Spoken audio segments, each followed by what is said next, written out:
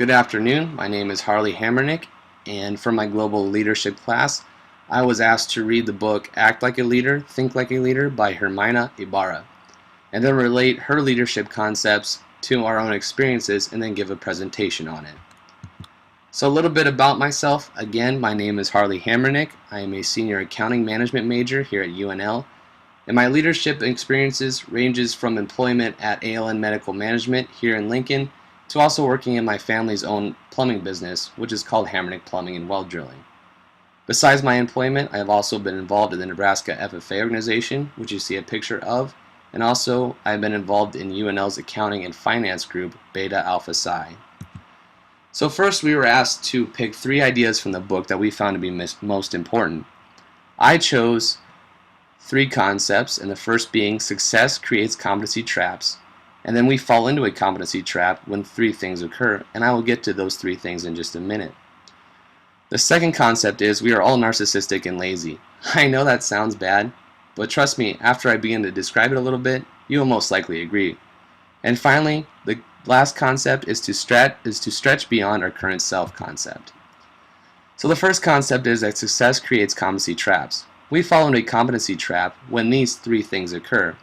You enjoy what you do well, so you do more of it, and you get better at it. Then when you allocate more time to do what you do best, you devote less time to learning other things that are also important. Over time, it gets more costly to invest in learning to do new things. Think about it. We often find ourselves latching on to something we do relatively well. I mean, isn't that the purpose, to find something we are good at and then keep doing it? Well, the answer to this is both yes and no. Ideally, we want to latch onto tasks and projects we can do extremely well and with great ease, but it is ever important to keep making ourselves get outside of our own comfort zones. That way we can experience new challenges and really understand what work needs to be done and what also we may need to learn. This concept relates back to the old ideal of you cannot teach an old dog new tricks. We must not become that old dog, and we must always keep our mind open to new situations and always strive to learn new things and not get complacent in nature. The second concept is that we are all narcissistic and lazy. Now, the first concept deals with more of our experiences in our own trying to do tasks or operational duties, but this one is more about our social tendencies. Think about it. How many times have we entered into a room of complete strangers and we just begin to feel nervous, and then we'll single out someone who might share the same common interest or characteristic with us. We will approach them with relative ease, and thus building common ground with them is not so tough. Once that bond has been formed, we often look no further in expanding our own social network, and that is where we start to become lazy. I can attest to this because I am guilty of it all the same, whether it be in the classroom or at my workplace. I often develop a close group of people that I already know and can approach relatively easy. Once I have established that core set of individuals with whom I consider to be part of my network, I become satisfied. The need to go out and talk to more people and try to build my network goes away from being a goal to almost an inconvenience at my own expense. I already have enough people that I can relate to and share my own experiences with. I should be good for now, right? That is the wrong answer. When we begin to think like this, we lose out on meeting people from different cultures and backgrounds. And that is very important to have in our networks today.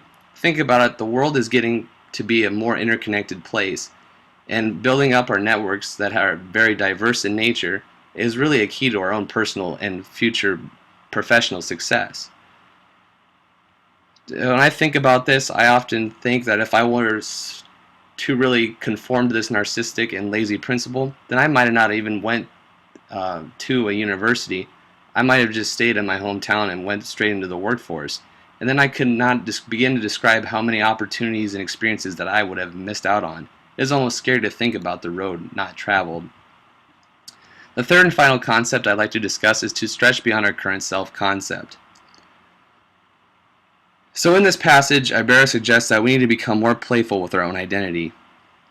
And she gives us 2 little tidbits to go by. She says it's important not to stick to your own story and to be like water. Think about it, how many times when we introduce ourselves to individuals, we usually stick to the same 3 things. What our name is, what we do, and where we're from. Now, how many times can we say that and it still be relative and interesting each time we introduce ourselves? Think of what else we could add to it. I personally like to add my own personal stories from struggles that I've been through, or maybe construe some of my employment, and then also talk about some of the morals and values that I hold while I'm at that job. That way I can really communicate on a personal level with the person I am trying to talk to, and ultimately try to add them into my own personal network. The next little tidbit of advice is to be more like water. Water does not conform to any shape. It adapts to any situation it is. So that is, I believe, a great metaphor for how we should act in any given situation. We need to adapt to it and really understand what changes need to be made. There's a quote in this passage that I just love, and I think it sums it up all completely. It is that a wonderful flaw about human beings is that we're incapable of making perfect copies. Our failure to copy our heroes is where we discover where our own thing lives. That is how we evolve. This whole concept is about evolving. We are always doing it. Don't be afraid to incorporate the change and develop a sense of self that is unique and tailor-made just for you. Now I'd like to go on to a disagreement that I had with one of Ibarra's views on weaknesses. Now, Ibarra talks a lot about strengths and weaknesses in her book. The idea that we can get complacent with just focusing on our strengths and that we do not take enough time to really work on our weaknesses. She describes focusing more on our weaknesses and straying away from the things we feel confident with. I agree with that idea, and that we can become too focused on our strengths sometimes. But we cannot work on and change our weaknesses at a very rapid pace. They are weaknesses for a reason. When I think about this concept, I think about it as more of we need to have gradual change. So I incorporated the idea of me being almost timid and scared of public speaking at first. If I would have took Ibarra's views to heart and immersed myself in it to really try to overcome it, I might have shocked myself to the point of where I could be scared to get in front of a group. I took my own approach and basically worked at it at a very gradual pace. I kept my strengths at the forefront, gained confidence from that, and that in turn allowed me to get past these weaknesses and kind of become the effective communicator that I view myself as today. So that's, I believe, where the differences lie. It might be a small difference, but I don't really agree that our weaknesses need to be at the forefront every time. So next, Ibarra always talks about chameleons and true selfers. Now, chameleons are comfortable in shifting shapes and styles to fit each new situation, while true selfers tend to feel inauthentic when asked to stretch outside their own comfort zones. Now, when I think about situations where I've acted as both a chameleon and a true selfer, there are two clear instances that come to mind. At first, I was a chameleon when I started working for my family's own business, and we incorporated many different types of customers. Some are very social. They like talking about crops, Husker football, politics, maybe any little piece of news that was in the local paper that day, while others are very task-oriented. The only questions they ask are about the work being done. That's really the only time they talk while I'm on the job. So now me, I'm a person who likes getting the job done, but I will adapt to the needs of the customer. And if they feel more comfortable communicating or being silent most of the time, I will greatly adapt to it and then sort of use my chameleon characteristic to satisfy that need. On the other hand, I have also been a true selfer. I used to be very scared of opening up about my opinions in group discussions and group projects. I took a philosophy class in my freshman year where we had to discuss the basic differences people had in their beliefs of basic moral values.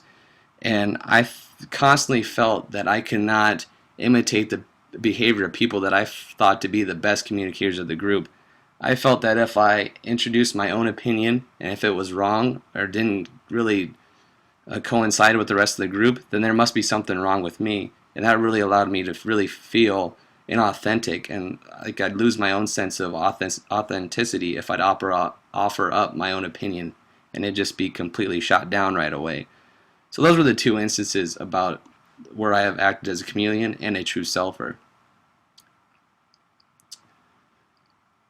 And finally, I believe that right now I am a chameleon. I love adapting to new situations and really getting across my style of communication. I believe that's one of the great challenges that we have day in and day out, and it's really awesome to experience and succeed at that. But also, I don't think being a chameleon is the only way to really be effective. I think true selfers are happy in their own right when they can accomplish it in an effective manner.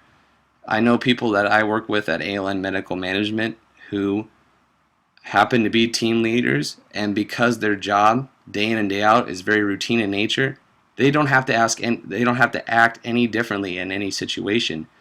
They can really be their own personal style, sort of introverted, and still get the effective job done. So their leadership styles, as we all know, vary in any given situation, and there might not be a right or wrong style or approach to accomplish a certain task. Now finally, Ibarra goes into talking about different types of networks.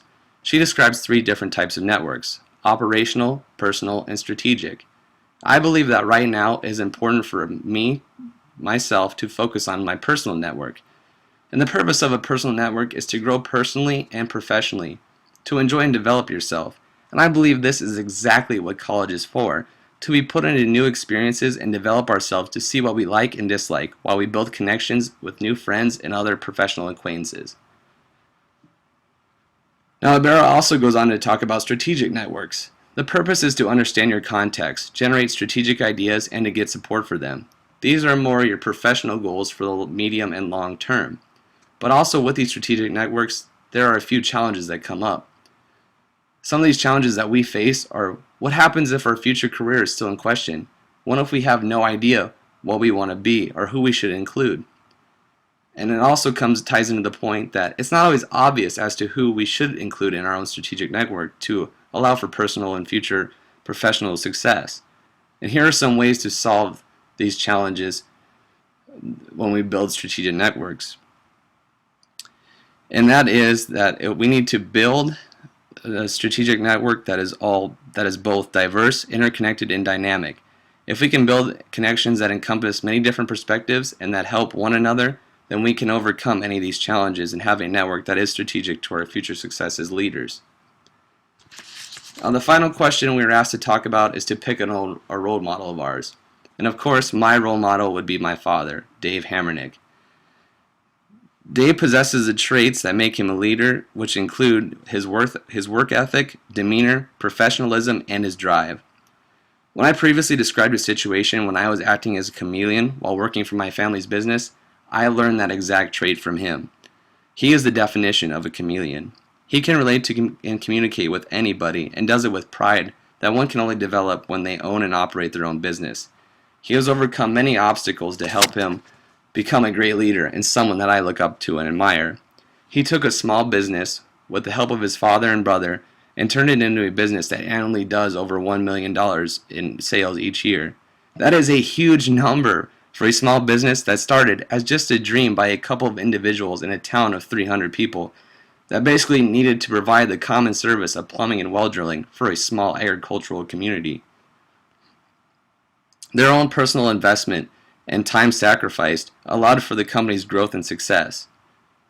By developing strong operational networks within their own workforce, having a personal network of both family and customers that value the quality of work that they do day in and day out, and a strategic network of suppliers and people within various local and state administrative agencies, he has crafted something that I truly admire.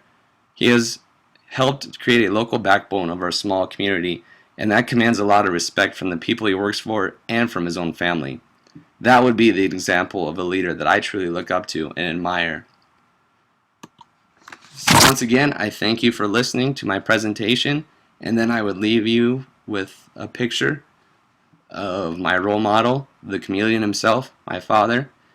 And I thank you for listening, and I hope you are able to learn a little bit more about leadership from my own perspective and from Ibarra's book on not only to act like a leader, but to think like a leader. Thank you.